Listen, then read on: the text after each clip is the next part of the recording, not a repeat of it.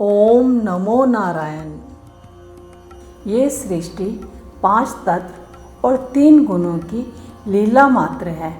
5 तत्व हैं आकाश, वायु, अग्नि, जल और पृथ्वी। 3 गुण हैं सत, रज और तम।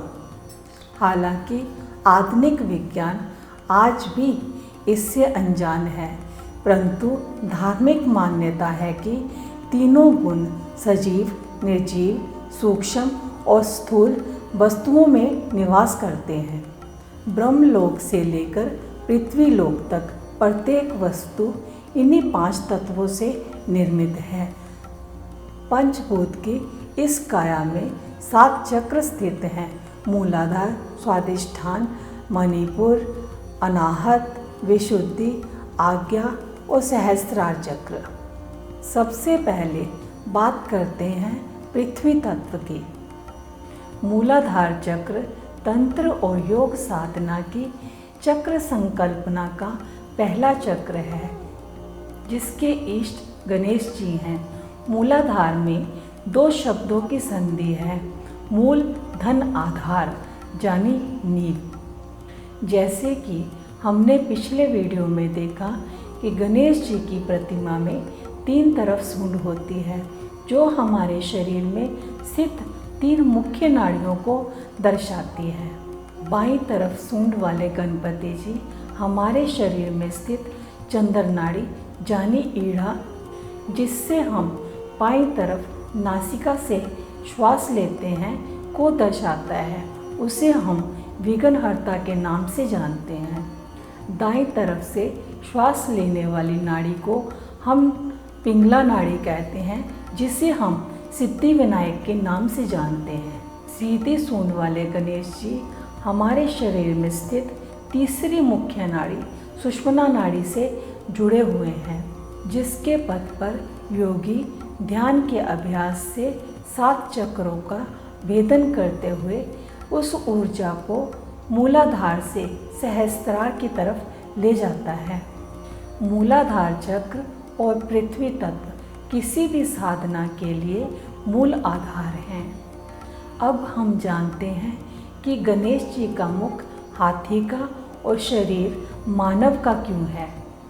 क्योंकि मूलाधार चक्र पशु और मानव चेतना के बीच सीमा निर्धारित करता है। इसका संबंध अचेतन मन से है, जिसमें पिछले जन्म के कर्म और अनुभव संचित रहते हैं। ईड़ा, पिंगला और सुषुम्ना ये तीनों नाड़ियाँ मूलाधार चक्र में मिलती हैं, इसीलिए इसको मुक्ता त्रिवेणी भी कहते हैं। इस चक्र का प्रतिनिधि पशु 7 सूंड वाला हाथी है। हाथी बुद्धि का प्रतीक माना जाता है। 7 सूंड प्रकृति के 7 खजाने यानी सप्त धातु का प्रतीक है। पृथ्वी हमारे उन अंगों का निर्माण करती है जो बारी हैं।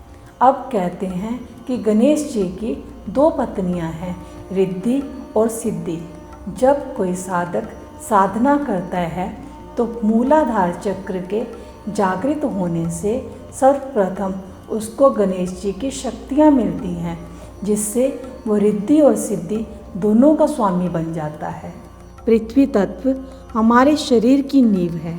हमारे शरीर में हड्डियाँ, मांसपेशियाँ, केश, त्वचा और नाड़ियाँ मूलाधार चक्र से नियंत्रित होती हैं। सोचिए, अगर ये नींव ही बिगड़ जाए तो क्या होगा। जब हमारे शरीर में पृथ्वी तत्व असंतुलित हो जाता है तो पीलिया, मानसिक विकलांगता और भय जैसी बीमारियां उत्पन्न होनी शुरू हो जाती हैं।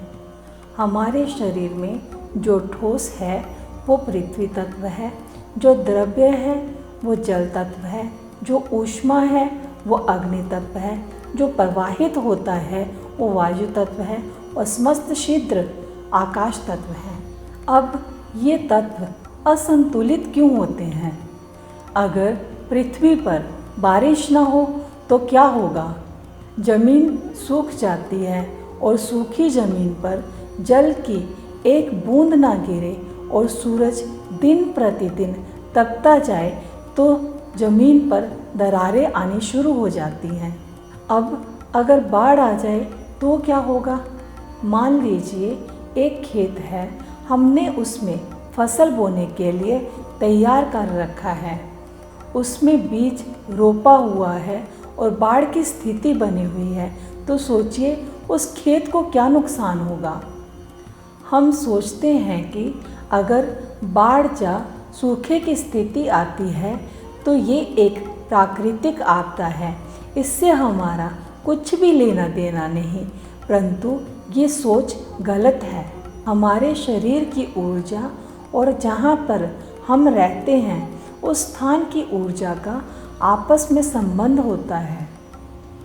अगर हमारे भीतर अग्नि तत्व बढ़ता है तो इसका असर प्रकृति पर भी होता है, क्योंकि किसी भी घर की ऊर्जा उसमें रहने वाले लोगों से बनती है। हमारे शरीर में पृथ्वी तत्व में 12% जल है। अगर वो जल की मात्रा कम हो जाए तो क्या होगा? पांचों तत्व विभिन्न ग्रहों को व्यक्त करते हैं। बुध पृथ्वी तत्व पर स्थित हैं, जिसके अधिपति देवता गणेश जी हैं। गणेश जी को बुद्धि के देवता कहा जाता है, क्योंकि गणेश जी का मस्तक हाथी का है और हाथी बुद्धि का प्रतीक माना जाता है। पृथ्वी तत्व पर दूसरा ग्रह मंगल है। जब साधक साधना करता है तो उसका पृथ्वी तत्व प्रबल हो जाता है, जिससे साधक की दाईं नाड़ी यानी पिंगला नाड़ी कार्यरत रहती है, जिससे साधक को रिद्धि और सिद्धि दोनों की प्राप्ति होती है। क्योंकि जब शरीर में पृथ्वी तत्व संतुलित होता है तो साधक को सबसे पहले रिद्धि और फिर सिद्धि की प्राप्ति होती है। इसलिए गणेश जी को सिद्धि विनायक कहा जाता है। अब मूलाधार चक्र पर स्थित सुषुम्ना नाड़ी की जो पूंछ है वो हमारे केतु महाराज जी हैं, जिनके आधिपत्य देवता भी गणपति जी ही हैं। यही वो स्थान है जहाँ पर कुंडलिनी शक्ति सुप्त अवस्था में रहती है। राहु और केतु दोनों एक ही हैं, दोनों सर्पा आकार में एक ही हैं। राहु मुख है और केतु उसकी पूंछ है। गणेश जी को दुर्वा अर्पित की जाती है, क्योंकि राहु के अधिपति भैरव बाबा है और उनकी सवारी कुत्ता है। कुत्ते का अगर पेट खराब होता है तो कुत्ता दुर्वा ही खाता है। इसके अतिरिक्त सूर्य और गुरु भी पृथ्वी तत्व से जुड़े हुए हैं। सनातन धर्म बहुत गहरा है। इसका ज्ञान इतना है कि हम कितना भी गहरा उतरे तो भी कम है। अगले वीडियो में हम बात करेंगे हमारे शरीर में स्थित जल तत्व की और उसके केंद्र बिंदु स्वाधिष्ठान चक्र की। तब तक के लिए ओम गंग गणपतये नमः।